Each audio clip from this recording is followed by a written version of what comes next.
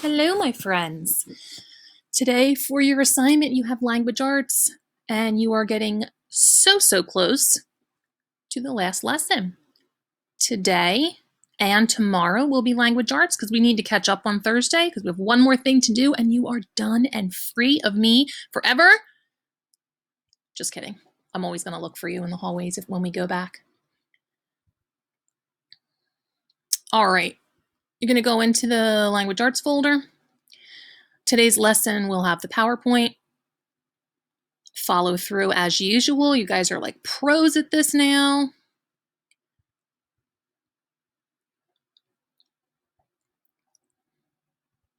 Alrighty.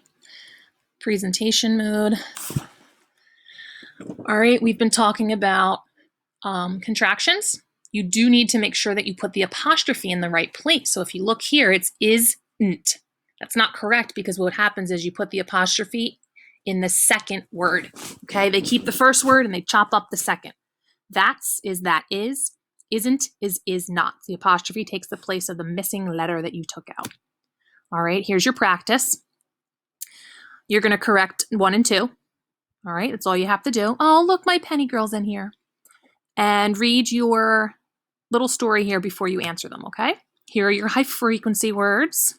Should know all of them by now. We've had them for a little bit. I know it seems like we're repeating, but remember, we normally do this every day, 5 days a week. So now it's being separated into only twice a week. So it has to, makes it a little longer. Here's your story called It's Spring, all right? Every page is already posted for you. You're going to write 4 things that are signs of spring. Make sure you read through the whole thing, okay? Don't just skim through. It's not a very long story. Blend and read these words here. Practice. Some of it has your high frequency words in it. We have the ow sound. We have some that have prefixes.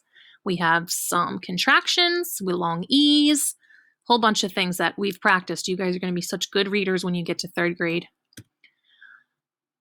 Here we have context clues. So when you're not sure of something, what a word means, what you do is you read the whole thing and then you say, oh, that's what that is. Some white flowers float on top of the water. So what would float mean? Oh, something that's on top of the water. A bird stands in the mud on the bank of the pond. Now, this is not the bank where you put money. The bank is like the edge of the pond, almost like when you're at the shore and you're in the sand, okay? In the pond, the bank is not the shore. Well, it's similar to the shore, but it's usually made of mud, not sand. And then the croaking frog sounds so funny. What is croaking? It's a sound a frog makes. Wes crouches down in the grass to look at the toad. Crouches, we actually had one of those words before, similar. It's like to squat down. Okay, here's some practice. When you come to a word you don't know, you use context clues to figure out its meaning.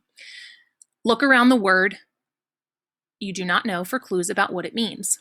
Circle the clues that help you know it and then write the meaning on the line. So Helen wants to work as a park ranger. She thinks that it will be an exciting career. So which words or word gives you a clue about what career means? Same with hack, towering, and lanterns. All right, digital sources. Oh my goodness, you guys are so good at these. It's basically where you look everything up. You guys have seen me in class say, oh, let me look that up. I'll look that up for you. Let's see what that means. That's exactly what's happening in this. This is showing you how you can do it. We have talked about a dictionary in school, a glossary. That's in the back of a specific book that you're reading, like your My Book, as well as a thesaurus where you find synonyms and antonyms. So the dictionary has definitions. Remember we said dictionary definition tells you what the word means, and it's in alphabetical order. All right, they can be digital. That means digital means online. Okay, this worksheet here, if you're going to complete questions 1 through 5, write the underlined words in alphabetical order. Here's your underlined words: permanent, resident, span, root. You're going to take those 4 words and put them in ABC order for me. Remember, you start at the beginning of the alphabet. Anything that starts with an A, anything that starts with a B, and then you go through. Look up permanent in the digital dictionary. So here's what you're going to do. You're going to hit escape. You are going to go into your Google Chrome or Safari. I forget what you guys have on the Chromebooks. You're going to open it up. and you're going to, what was our word again? Permanent. You're going to type in, I can show you here, definition of permanent. Here, lasting or intended to last or remain unchanged indefinitely. Here is a trick. If you put for kids, it will explain it a little bit easier. Okay? Lasting or meant to last for a long time, not temporary. And then they give you an example. Some permanent changes will be made. Okay? And then they tell you other words, other ways that permanent is used. Okay? But if you type in for kids, it will make it easier for you to understand. Okay? Write the first meaning that you find, because sometimes there's multiple meanings. All right?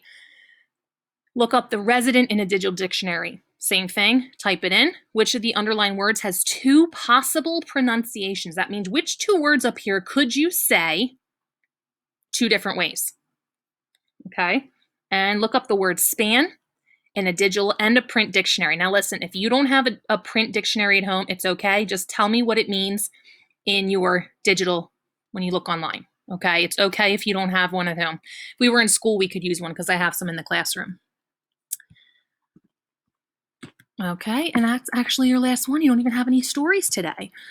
Oh, just the short story here. I'm sorry, but nothing from your My Book. This is actually from those the skinnier books that we used in the back of the room during MTSS. So if you guys have any issues, you know that you can email me. Okay, and be sure that you go back into Wednesday. Go to the discussion. There is a story here for you. Oh, you're not getting away without another story. All right, it's called Backyard Bunnies. Remember, this is like the weekly, we used to do weekly tests with like a partner in class. This is the same thing. It's called Backyard Bunnies. All right. Each paragraph is numbered. That's so that it can help you to look back. Say, read the sentence from paragraph 1. I'm going to go back up to paragraph 1. And if you want, I don't know if your computer will allow you to highlight it, but you could, or if you print it out. The grass in my yard had grown tall in the spring sun. Which word from the sentence is a noun that names a place? Just this sentence here. Would it be grass, yard, grown, or spring? Which of these 4 words is a place? Okay. Another from paragraph 1. What does a word mean? 2 reasons. Number 3, you have to tell me 2 letters. You usually have at least one of them on a test. They try to trick us. Which word gives the best clue that the article is organized by chronological order? Okay, that was a big word. We did go over that. In case you forget, that means in order, okay, of something happening like through the years, over the course of a week. We did like timeline of someone's life. That's chronological order. That's going from beginning to end, okay? Different than alphabetical. How does the use of chronological order support the author's purpose in the article? So think about, why did the author write this story? Why did she use chronological order? Okay, and it is a she. Yep, Michelle Lord. Okay, and the writing section. Owls at School. You're going to read this. Don't worry about this part up here. This is just telling you what to do. Her name's Delia, and the girl's name in the story is Carly. All right, you have only 3 questions to answer for that. So you're going to set it up with, I have it listed here, reading section 1 through 5, tell me your answers. Writing section 1 to 3, tell me your answers. Okay? And we don't have any math or science today. Tomorrow you will have the math and another reading, okay? And then you'll be all finished, and I'm going to miss you so much. If you have any questions, email me. Don't worry about anything of me saying submit work. If you already did it, you do not have to do it again. Do not panic. It's just reminders for those that may not have done it. Take a picture of it and send it to me. And it will help me keep track of your attendance. All right, I will talk to you guys soon, and stay safe.